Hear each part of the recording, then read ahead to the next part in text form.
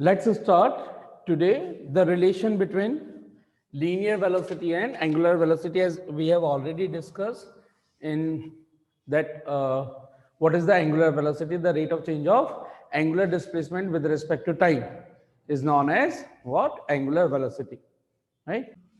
Now we need to relate this angular velocity with respect to linear velocity. So we are going to check the relation between linear velocity, symbol will be v, and angular velocity. Angular velocity symbol will be omega.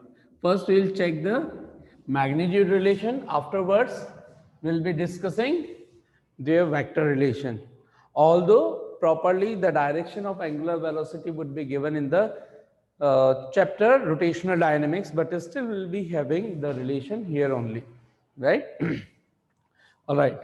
So since we know that, what do we know that? If a particle, let's suppose a particle is moving in a uniform circular motion of circular path having radius r from point A and had reached to at some point B and traverse a linear displacement. Let's suppose this is A to B distance is quite, means arc AB is very small, so that we can assume it to be a linear distance or linear displacement. And in this time interval, let's suppose he has taken the particle has taken the time delta t time. In delta t time, the particle has subtended some angle or angular displacement delta theta, right? All right. So since we know that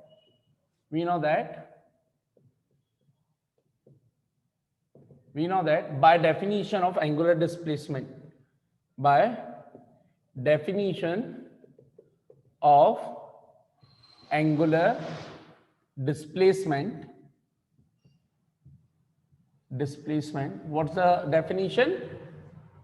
Angle equals to arc upon radius, delta theta is equals to delta s upon radius small r, right? Let's suppose, no, we are not supposing, by dividing both sides, by dividing both sides by delta t. Why delta t? Because in this time interval the particle has reached from A to B, so that's why we are dividing this expression with respect to delta t. So delta theta upon delta t equals to, I can write in that way as well, so that it will be easy to recognize the things, delta t, right? If we'll say delta theta upon delta t, it will give you the average angular velocity. Angular velocity is defined as rate of change of angular displacement with respect to time, average angular velocity.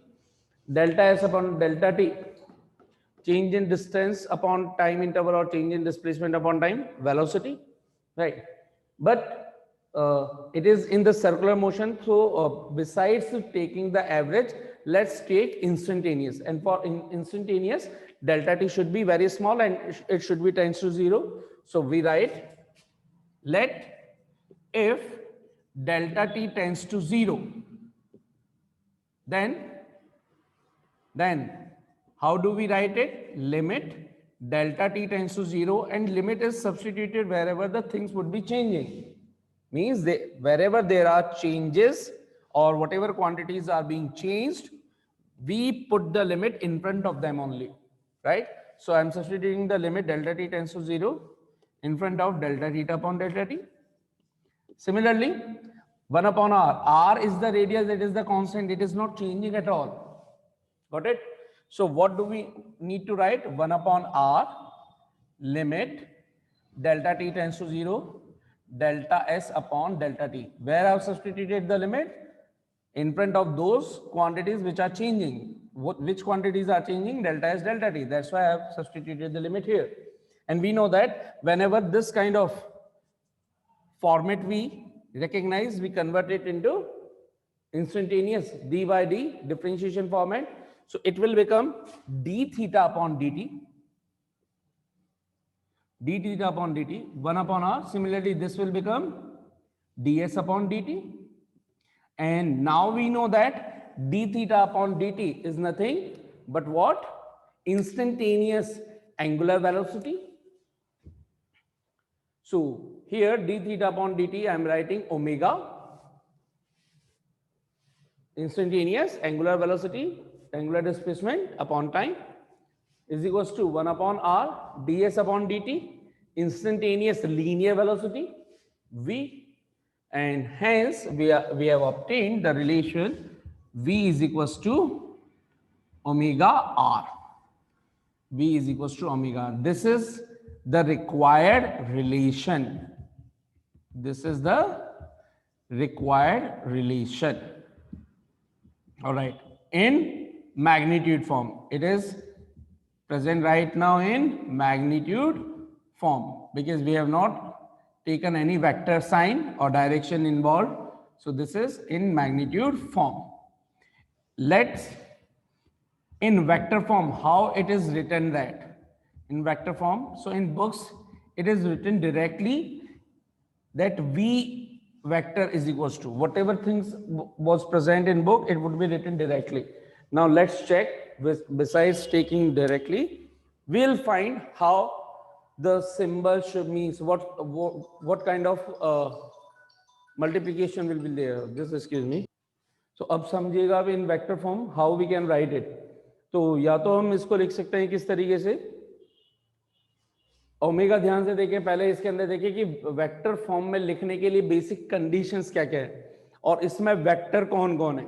हमें पता है linear velocity एक vector quantity होती है, बिल्कुल ठीक. Omega क्या vector quantity होती है? हाँ होती है, बिल्कुल ठीक. रेडियस क्या वेक्टर क्वांटिटी हो सकती है रेडियस वेक्टर की फॉर्म में. इसका मतलब इस फॉर्मूले में आने वाली तीनों चीजें क्या है? वेक्टर है. अब मुझे ऐसा कुछ करना है कि ये मेरे पास दो वेक्टर है और ये दो वेक्टर मल्टीप्लाई हो रहे हैं. अब मल्टीप्लाई ये दो तरीकों से हो सकते हैं, या तो डॉट प्रोडक्ट से हो सकते हैं या क्रॉस प्रोडक्ट से हो सकते हैं. और क्रॉस अगर डॉट प्रोडक्ट में लिखता तो डॉट प्रोडक्ट चाहे ओमेगा डॉट आर लिखो या आर डॉट ओमेगा लिखो, एक ही बात होती है. लेकिन omega cross R is not R cross omega. इसका मतलब इसकी वेक्टर फॉर्म में भी दो फॉर्मेट बन सकते हैं, क्रॉस प्रोडक्ट में भी दो फॉर्मेट बन सकते हैं, या तो ओमेगा क्रॉस आर या आर क्रॉस ओमेगा. इसमें से कौन सा रिलेशन हमें लगाना है? ये फर्स्ट, सेकेंड और थर्ड, इनमें से कौन सा चीज लगाए? तो इतना आप कॉमन सेंस से आप सीख चुके होंगे कि अगर कोई भी दो वेक्टर के बीच में डॉट प्रोडक्ट हो रहा हो तो फाइनल इनके आंसर से जो भी क्वांटिटी बनती है वो एक स्केलर क्वांटिटी होती है. जैसे मैंने पहले भी समझाया था कि work done is equal to F vector dot S vector. F force है, वेक्टर क्वांटिटी है, डिस्प्लेसमेंट वेक्टर क्वांटिटी है, लेकिन इन दोनों के डॉट प्रोडक्ट से जो फाइनल आंसर या जो फाइनल क्वांटिटी मिलने से बन रही है, कौन बन रही है? Work done. और वर्क डन कैसी क्वांटिटी होती है? स्केलर.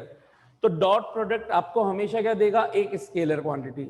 अगर मैं डॉट प्रोडक्ट लिखता तो जो भी मेरा ये क्वांटिटी बननी चाहिए थी v, ये स्केलर होनी चाहिए थी, लेकिन हमें पता है v स्केलर नहीं है, वेलोसिटी तो वेक्टर क्वांटिटी है, यानी कि ये चीज नहीं हो सकती. First concept done. इसका मतलब अब मुझे इन दो पे ही बच रहा है कि ये कंफर्म है इनके बीच में क्रॉस प्रोडक्ट होना है. अब वो cross product omega cross R हो या आर क्रॉस ओमेगा हो, ये मुझे चेक करना है.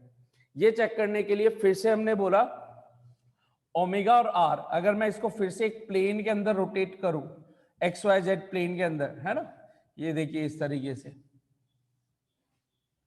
ये एक्स डायरेक्शन, ये वाई डायरेक्शन, ये जेड डायरेक्शन, और इस जगह मेरा पार्टिकल हो और यहां पर इस तरह से रोटेशन हो रहा हो anti clockwise.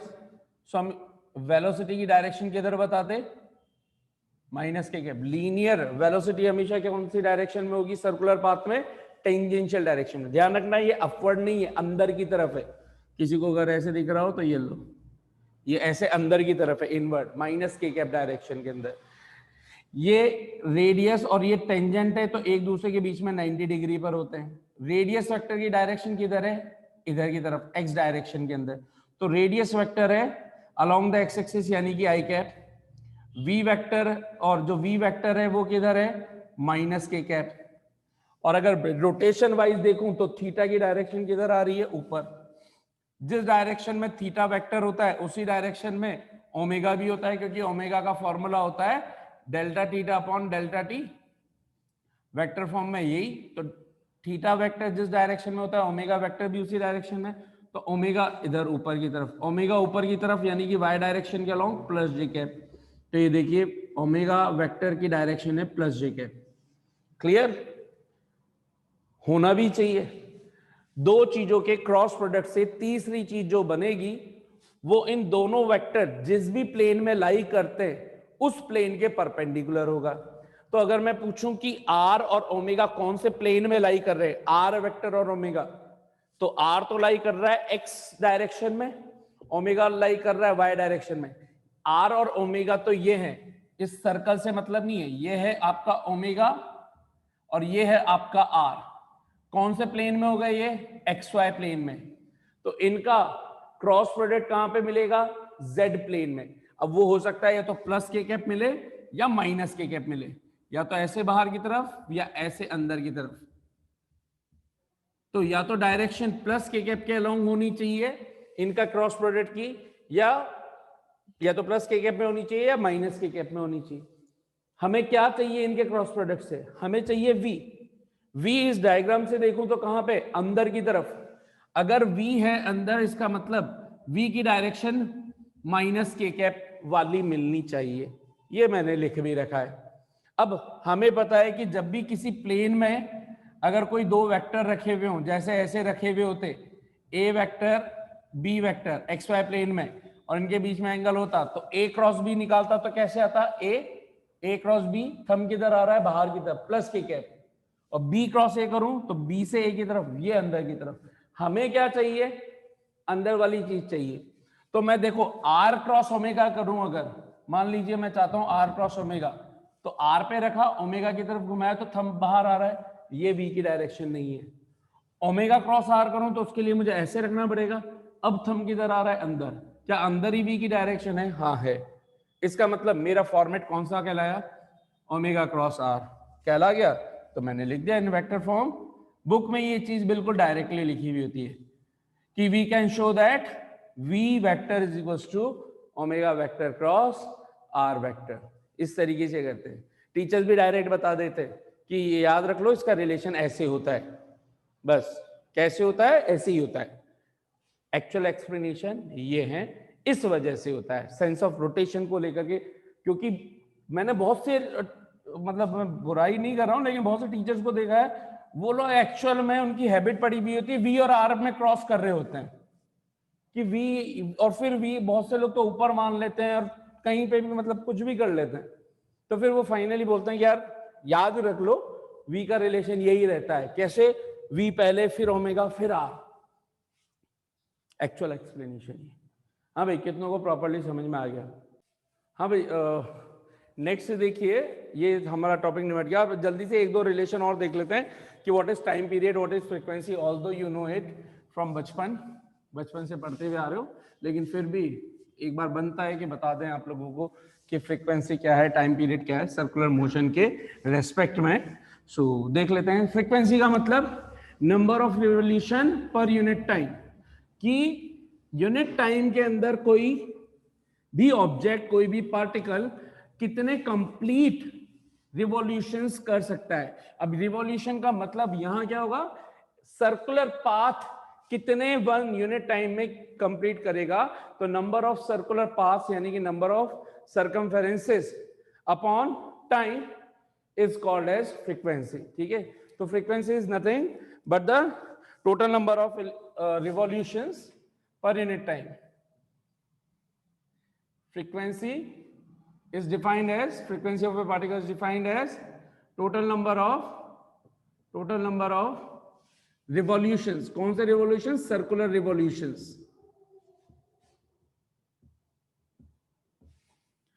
per unit time per unit time is called frequency, and SI unit is hertz. Scientist hertz के नेम पर, इसके ऑनर पर, ठीक है, हर्ट्ज, और पर सेकंड बोले तो सेकंड इनवर्स, ठीक है। ओके, तो ये तो हो गई इसकी definition. Symbol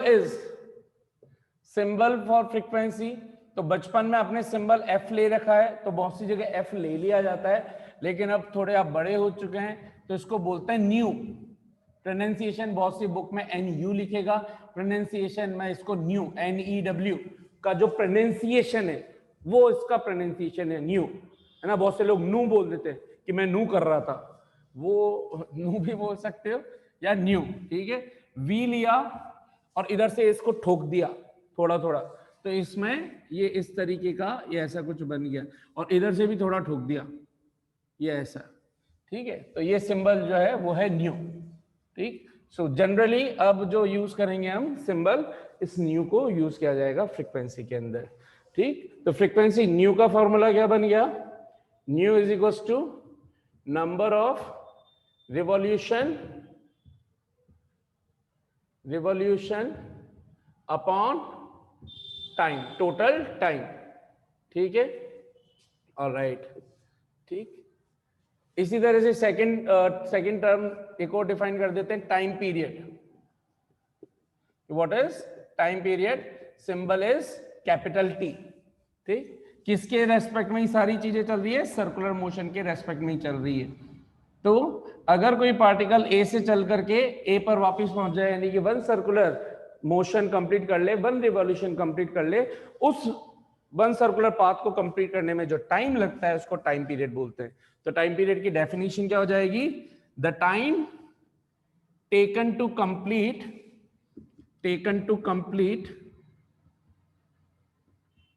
complete one revolution और one circular path, one circle is called time period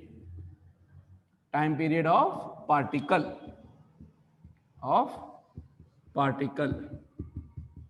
ठीक है, and represented by symbol capital T,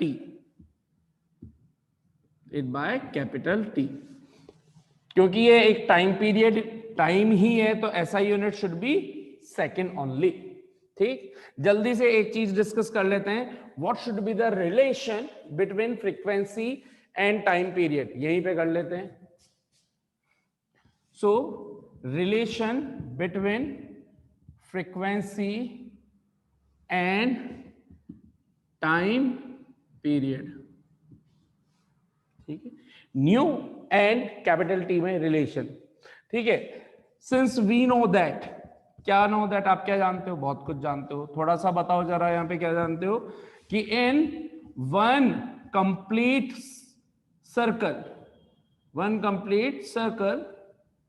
circle total distance कितनी ट्रेवल हुई, डिस्टेंस ट्रेवल इज 2πr, और वन कंप्लीट सर्कल के अंदर ही ये circumference के बराबर होगी, जो टाइम लगा वो किसके बराबर होना चाहिए, वन कंप्लीट सर्कल में, कैपिटल T, टाइम पीरियड के बराबर होना चाहिए, टाइम पीरियड। अगर मैं पूछूं इस वन कंप्लीट सर्कल के अंदर नंबर ऑफ रिवॉल्यूशंस कितने कहलाएंगे, तो वन सर्कल का मतलब कितने रिवॉल्यूशन, वन रिवॉल्यूशन। तो अगर डेफिनेशन वाइज मैं यहां पे सब्स्टिट्यूट कर दूं कि इन वन सर्कल, अगर इस न्यू का फॉर्मूला देखूं तो मुझे दिख रहा है कि number of revolution upon time, तो वन सर्कल में how many revolutions, one, time कितना लगा, कैपिटल T, तो 1/T। This is mathematical formula of frequency. So इसकी ऐसा यूनिट क्या होती है, हर्ट्ज, या फिर 1/सेकंड, सेकंड इनवर्स, इसलिए सेकंड इनवर्स आता है। So that's how we can find out. Okay, ये क्यों समझाई गई, क्योंकि अब इसका दूसरा जो नेक्स्ट चीज जो हमें पढ़नी है, वो पढ़नी है हमें angular frequency, and angular frequency is clearly nothing but the angular velocity. Angular velocity जो ओमेगा हमने पढ़ा था उसी का एक दूसरा नाम भी है एंगुलर फ्रीक्वेंसी। क्यों है अभी आपको पता चलता है। अगर मैं पूछूं आपसे कि ये वन सर्कल पार्टिकल ने कंप्लीट किया, so how much angle the particle has subtended at the centre. अगर ये हाफ सर्कल कंप्लीट करता तो आप बोलते हैं कि 180 डिग्री, 180 डिग्री का एंगल बनता, और 180 डिग्री को रेडियन में बोलते हैं पाई रेडियन। अगर ये 1/4 सर्कल कंप्लीट करता तो आप बोलते हैं कि कितना एंगल बना साहब, 90 डिग्री, पाई/2 रेडियन। अगर मैं पूछ रहा हूं कि वन सर्कल में how much angle has been completed by the particle, quickly tell me how much it should be. 2 pi 360 degree या 2 पाई रेडियन। ठीक है, अब हम देख रहे हैं एंगुलर फ्रीक्वेंसी को डिफाइन करना, angular frequency. And basically this is the relation between angular velocity omega and frequency nu। और ओमेगा के बीच में जो रिलेशन है उसको डिफाइन करेंगे, और वो जो मिलेगा वही एंगुलर फ्रीक्वेंसी को बता रहा होगा। तो देखिए, सिंस इन वन सर्कल या one circular path delta theta क्या होना चाहिए, 2 पाई रेडियन। ठीक है, डेल्टा थीटा ये होता है। ओके, और इन वन सर्कल में जो टाइम लग रहा है उसको क्या बोला जाता है, time period, capital T. Therefore by definition of angular velocity, definition of angular velocity omega, what do we get, omega is equals to delta theta upon delta t। Time interval कितना है, टाइम पीरियड वन सर्कल के लिए, one circle के लिए delta theta कितना है, 2 pi upon T. लेकिन हमें तो पता है 1 अपॉन टी कितना होता है, न्यू। तो ये फॉर्मूला क्या बन गया, 2 pi nu. Omega is equals to 2 pi nu, क्योंकि ओमेगा इस फ्रीक्वेंसी किसके साथ एसोसिएटेड है, एंगल के साथ। 2 पाई अपॉन टी, आप देखिए तो इसको मैं कैसे लिखूंगा, 2 pi into 1 upon T. 1 upon T का मतलब फ्रीक्वेंसी, 2 पाई का मतलब एंगल। तो एंगल के साथ एसोसिएट है फ्रीक्वेंसी। दैट्स व्हाई ये जो पूरा फॉर्मूला बन गया, इसको क्या भी नाम दिया जा सकता है, angular frequency. So that's why omega is also known as angular frequency. इसका यूज होगा आगे के चैप्टर्स के अंदर, और कहां पे यूज होता है आपका, केमिस्ट्री के अंदर। ठीक है, सो ऑलवेज रिमेंबर, बहुत सी जगह केमिस्ट्री के अंदर वो कैसे यूज करते हैं, इसको 2 पाई एन लिखते हैं या 2 पाई एफ लिखते हैं, एक ही बात है। F be symbol for frequency, N लिख दिया तो एन को वो डिफाइन कर देता है कि here N is the frequency. तो angular frequency is nothing but the angular velocity. 2 pi n, 2 pi nu, 2 pi f, all are same. How many of you understood it fully? Quickly tell me.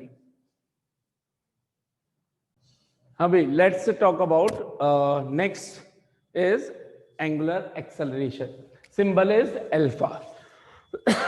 Clearly acceleration है, तो acceleration चाहे linear हो चाहे angular हो, vector quantities होते हैं।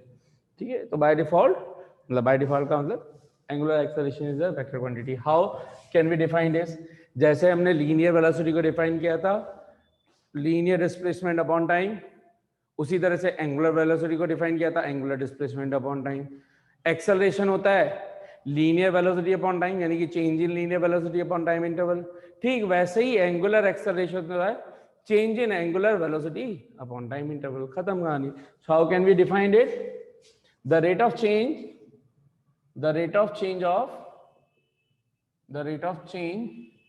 in angular velocity with respect to time is called, is defined as angular acceleration, and it is represented by the symbol alpha. It is represented by the symbol alpha. ठीक है, hence how can we define it? Alpha is equals to change in, जैसे linear velocity, change in linear velocity upon time interval, ठीक वैसे change in angular velocity upon time interval, तो alpha का formula क्या हो गया? चेंज इन का मतलब डेल्टा, एंगुलर वेलोसिटी बोली तो omega, time interval delta T. ये जो फॉर्मूला बना ये किसको बताता है? This is the expression of average. जब भी कोई बेसिक फॉर्मूला जब हम लिखते हैं जनरली, या जहां पे डेल्टा वगैरह दिख जाए, वो एक्चुअल में किस चीज को डिफाइन कर रहे होते हैं? एवरेज को। चेंज, ये डेल्टा से अगर कोई चेंज दिखता है तो वो एवरेज चीजें चलती हैं, ठीक है। So this is the formula या expression of average angular acceleration, ठीक है। ऑलराइट, अगर मुझे बनाना है इसको इंस्टेंटेनियस तो कैसे बनाऊंगा? सो लिख दूंगा, if delta T will be very small, such that delta t tends to 0। तो अगर डेल्टा टी बहुत छोटा हुआ, बहुत कम टाइम इंटरवल हुआ, तो ओमेगा में जो चेंजेस आ रहे होंगे वो भी बहुत छोटे आएंगे। So then change in omega, that means delta omega will also be very small, and hence we may write इसको कैसे लिखते हैं हम? लिमिट लगा करके।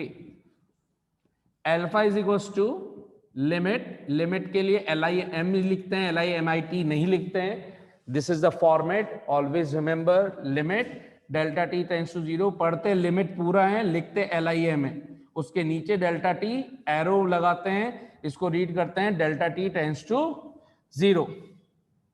इसको क्या रीड करते हैं? ये जो लिखा है मैंने डेल्टा टी टेंड्स टू 0, किसके आगे लगाना है? जहां चेंजेस हो रहे हैं, delta omega upon delta T. तो जो डेल्टा वाली चीजें हैं ये किस में कन्वर्ट हो जाती है? डी में, तो ये d omega upon D t. So हमें जो फॉर्मूला मिला alpha is equals to D omega upon D t, ये किसका एक्सप्रेशन है? दिस इज द इंस्टेंटेनियस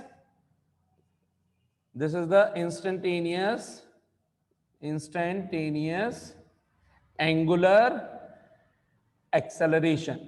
और मैथमेटिकली रीड क्या करोगे इसको? Differentiation of omega with respect to t. क्यों है ये जरूरी?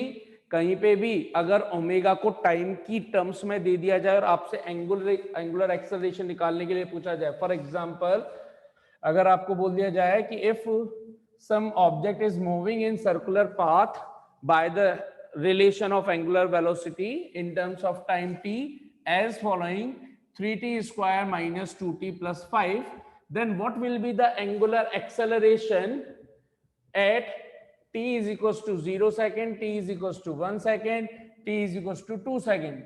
How to do that?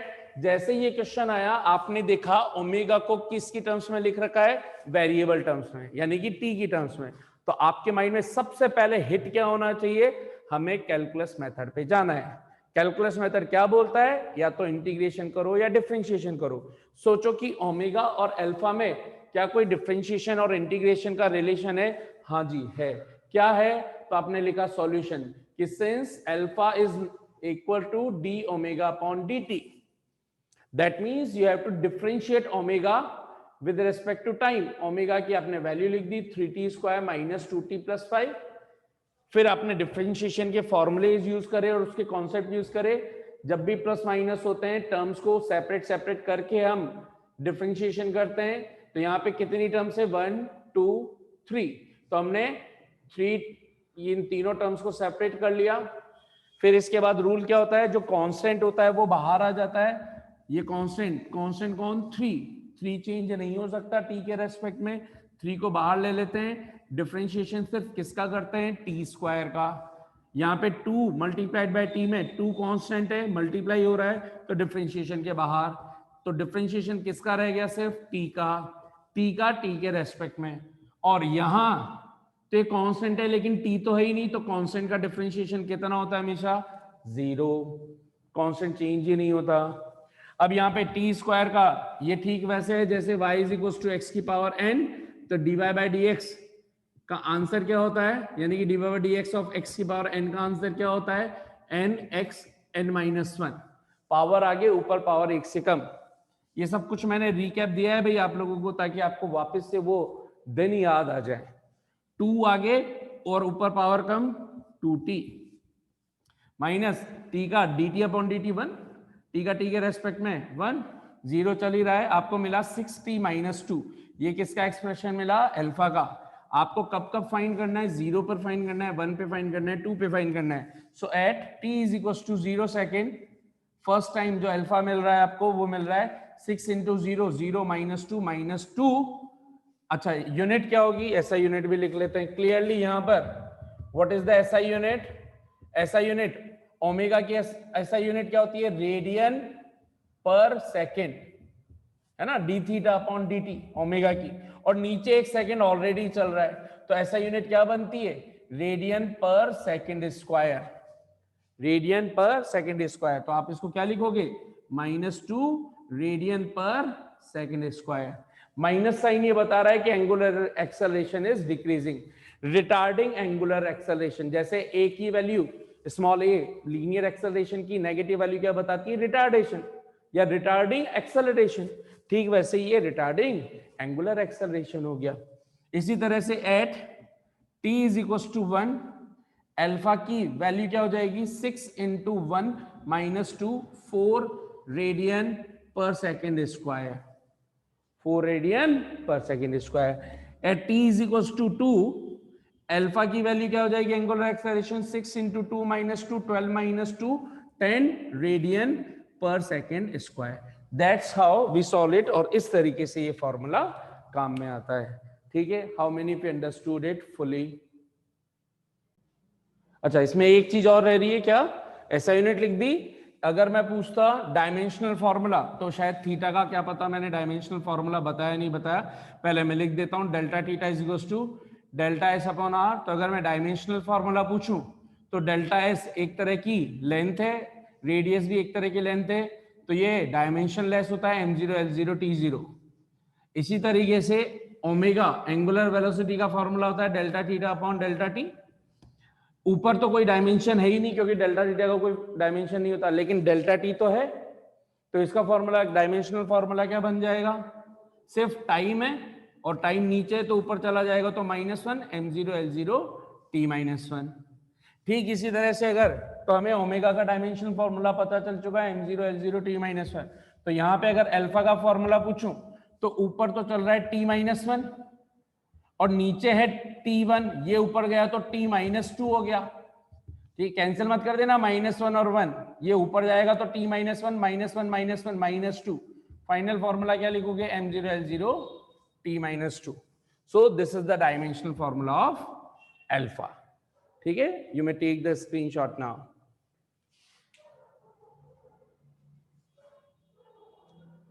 Done?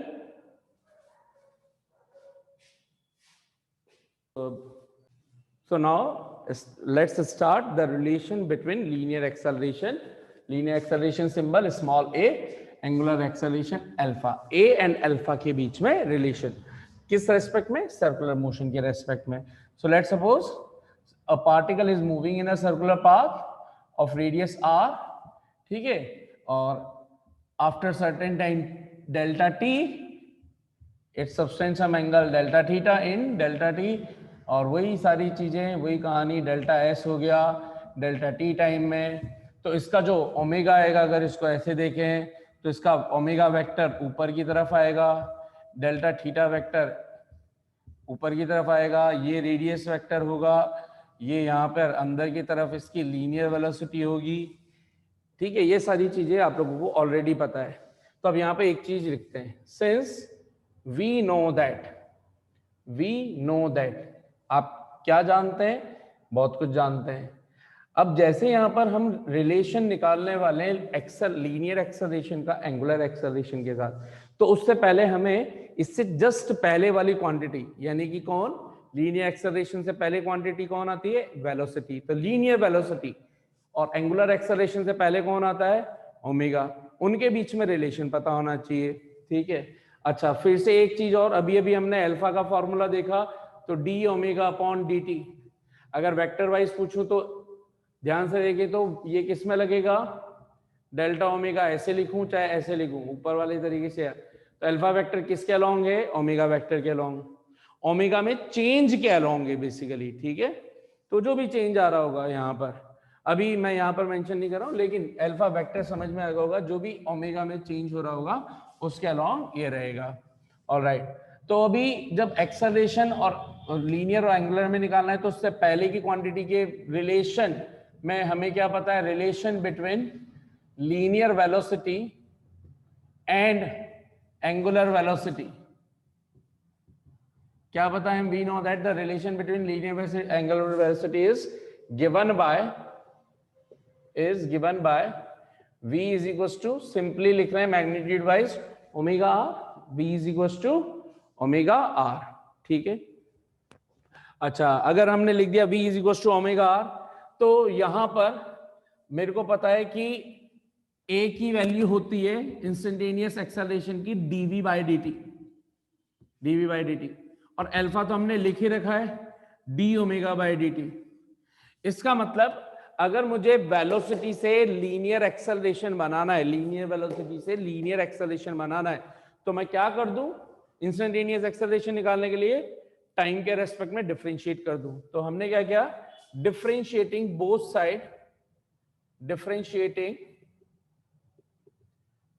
Side with respect to t, time के रेस्पेक्ट में। So how do we write it? dv by dt is equals to d by dt of omega r। लेकिन ध्यान से देखें तो r तो change हो ही नहीं रही, कहीं पे भी ये रहे, सब जगह r वही रहेगी मैग्नीट्यूड वाइज। तो r क्या है? कांस्टेंट, और कांस्टेंट तो डिफरेंशिएशन के बाहर आ सकता है। और ये dv by dt क्या हो गया? एक्सेलरेशन। r आ गया बाहर, तो ये क्या बन गया? d omega upon dt। अरे ये भी पता है आपको, ये रहा अल्फा। तो आपको मिल गया a इज इक्वल, सॉरी ये r है ना, वो r मेरे से थोड़ा सा यहाँ पे खड़ा था, वो लिटा दिया था, फिर मैंने उसको अभी वापस खड़ा कर दिया। r d omega upon dt, ये क्या हो गया? Alpha. a is equal to क्या हो गया साहब हमारे पास? r अल्फा, ठीक है, r अल्फा, ये हो गया। ये कौन सी फॉर्म में है? This is the required relation, this is the required relation in linear acceleration। या बस अब समझ ही गए, लीनियर एक्सेलरेशन उसमें ही है। और ये कौन सी फॉर्मेट में है अभी? मैग्नीट्यूड फॉर्म, ठीक है साहब, समझ में आ गया। तो देखिए वेक्टर फॉर्म में हम इसको कैसे लिख सकते हैं? इन वेक्टर फॉर्म इस रिलेशन को लिखा जाता है, आपने भले ही r अल्फा लिख रखा हो, लेकिन वेक्टर फॉर्म में इसको लिखते कैसे हैं? याद रखिएगा, डायरेक्टली याद रखिएगा कैसे लिखते हैं? Alpha vector cross r vector, है ना। Alpha is the angular acceleration, r is the radius vector, ठीक है। That's all. क्लियरली जिस डायरेक्शन में अल्फा होगा एंगुलर एक्सेलरेशन होगा, और जिस डायरेक्शन में रेडियस वेक्टर होगा, उन दोनों के प्लेन के परपेंडिकुलर डायरेक्शन में a आएगा। क्लियरली अगर मैं थोड़ी देर के लिए इंस्टेंटेनियस के हिसाब से पूछ लूं, तो अल्फा इसी डायरेक्शन में होगा, तो अल्फा की डायरेक्शन जे कैप हो गई, ठीक है। आर वेक्टर की डायरेक्शन अभी आई कैप हो गई, तो जे कैप और आई कैप के बीच में जो परपेंडिकुलर बन रहा है जे से के की तरफ, जे से आई की तरफ, वो कहां पे आ रहा है? अंदर की तरफ। अल्फा क्रॉस आर करना है ना, अल्फा पे रखा, आर की तरफ फिंगर्स घुमाई, थंब किधर आ रहा है? अंदर। तो ए की डायरेक्शन किधर होगी? अंदर किधर की तरफ? जिधर लीनियर वेलोसिटी है। बी किधर था? माइनस के कैप। ए भी किधर आ रहा है? माइनस के कैप। आना भी चाहिए क्या? आना चाहिए। देखो ना, dv बाई dt, जिधर वेलोसिटी में चेंज होगा उधर ही आ रहा है। इसका मतलब मैं ये बोल दूं क्या? ध्यान से देखिए, v अगर टेंजेंशियल डायरेक्शन को रिप्रेजेंट करता है, तो क्या a भी टेंजेंशियल डायरेक्शन को रिप्रेजेंट करेगा? यस और नो? जल्दी बोलिए, हाँ या ना? यस। यस। तो इस वजह से ये जो हमें फॉर्मूला मिला है ना अभी, ये जो फॉर्मूला मिला है a is equal to alpha R magnitude wise या आर अल्फा जो लिखा हुआ है, that is the tangential acceleration, tangential acceleration, acceleration. अब आप लोग कहेंगे सर इसको लिखवाने की क्या जरूरत आ रही है, अभी बाद में आगे चल के देखेंगे। एक एक्सेलरेशन और होता है जो टुवर्ड्स द सेंटर लगता है, एक और एक्सेलरेशन डिफाइन करेंगे जिसको बोलेंगे सेंट्रीपीटल एक्सेलरेशन, उसको करेंगे नेक्स्ट टर्न पे, ठीक है। तो आपको ध्यान रखना है, अगर मैं टेंजेंशियल एक्सेलरेशन पूछूं तो उसका फॉर्मूला मैग्नीट्यूड वाइज क्या लिखना है, अल्फा आर, और वेक्टर वाइज क्या लिखना है, टेंजेंशियल एक्सेलरेशन का formula alpha cross R. Done, ठीक है। So how many of you understood it this concept fully?